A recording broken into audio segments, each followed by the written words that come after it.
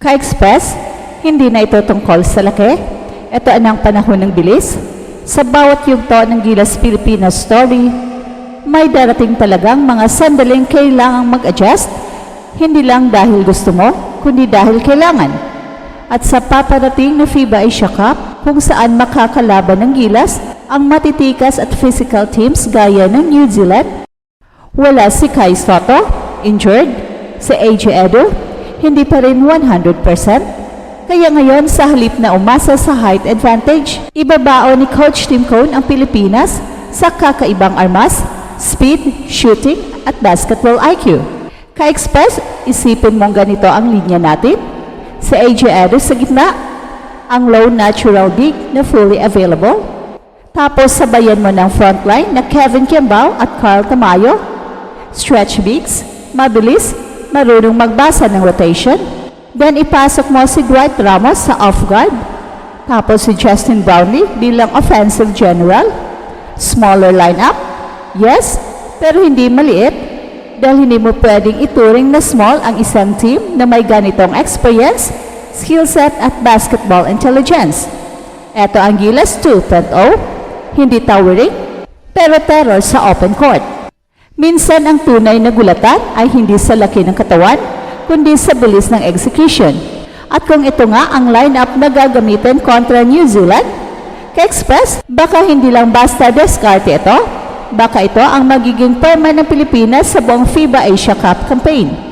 Kung dati umasa ang Pilipinas sa taas, sa lakas ng frontcourt at sa presence ng mga higante tulad ni Nakay at Chumar, ngayon ibang laro ang binubuo ni Coach Tim. Sa darating na FIBA Asia Cup, kung saan kasabay nating kalaban ang powerhouse team ng New Zealand, kailangan ng Gilas ang isang sistema na hindi lang tatapat sa physical na laro ng mga Kiwi, kundi kayang gulatin ang tempo ng buong torneo. At sa kawalan ng full-strength frontcourt, may isang solusyon na handang inihain, speed and shooting. Wala si Kai? Well, alam natin yan dahil sa kanyang ACL injury. May presensya sa sidelines pero hindi kasama sa aktibong rotation. At si AJ Edo, yes, present na sa practice pero galing din sa rehab. Bagamat mukhang unti-unti na siyang bumabalik sa anyo, hindi pa rin masasabing fully explosive. Si Jomar Fajardo, Sergio Perez at Calvin Oftana nasa gitna ng PBA Finals campaign at hindi pa available sa training. Kaya ang Gilas ngayon ay isang tropa na kailangan ng reinvention. Hindi pwedeng itaya sa height ang bawat possession, kailangan ng flow, ng tempo, at ng execution sa bilis. Kaya pakinggan mo to Ka-Express, isang posibleng starting lineup na hindi kailanman inaasahan nung nakaraang taon. AJ Edo si center para may rim protection kahit papaano.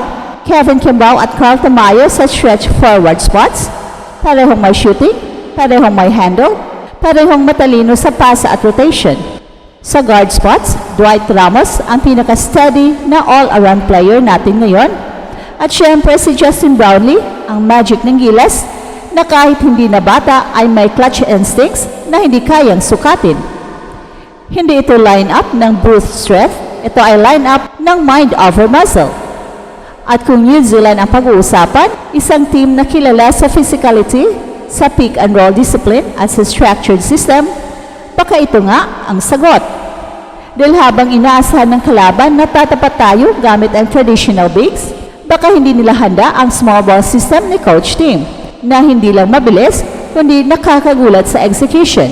Ka-Express, hindi madali ang magiging daan ng Gilas sa FIBA Asia Cup, at hindi rin madali ang mga desisyong kailangan gawin sa training camp.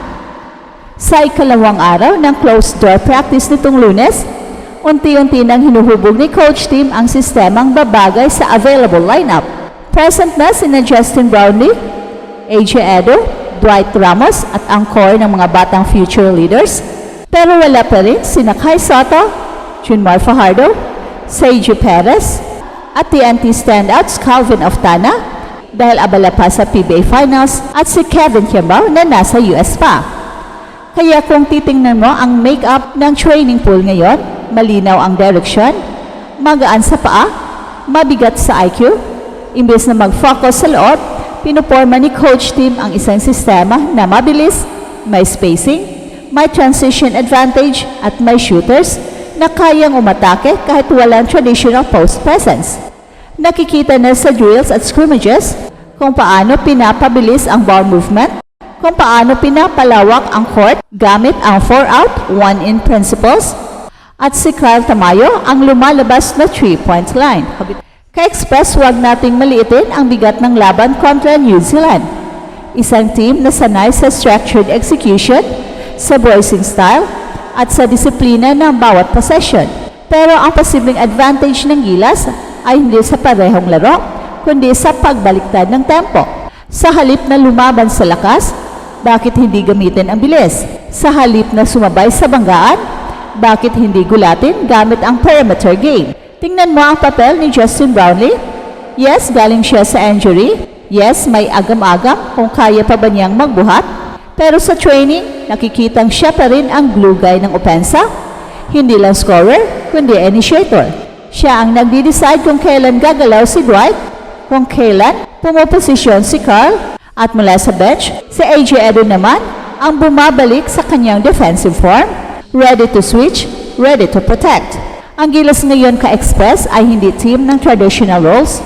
Ito ay experimental unit na may potensyal na gulatin ang buong Asia, lalo na ang New Zealand, sa pamamagitan ng spacing, shooting at speed. Ka-Express, sa lahat ng pinaghandaan ng Gilas, posibleng ang laban kontra New Zealand ang maging tunay na sukatan kung gaano ka-epektibo ang bagong sistema ni Coach Tim.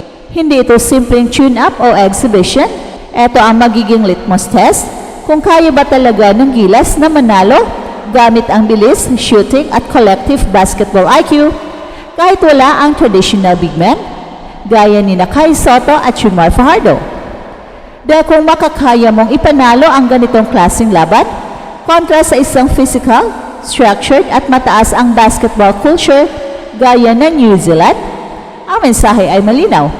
Hindi lang tayo umaasa sa taas, marunong tayong lumaban gamit ang utak at sistema.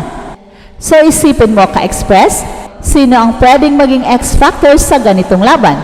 Malaki ang posibilidad na si Kevin Kembao ang magiging centerpiece, hindi dahil sa kanyang puntos, kundi dahil sa playmaking sa short roll, sa read sa elbows, at sa kakayahang mag-set ng tempo kahit hindi siya ang primary ball handler.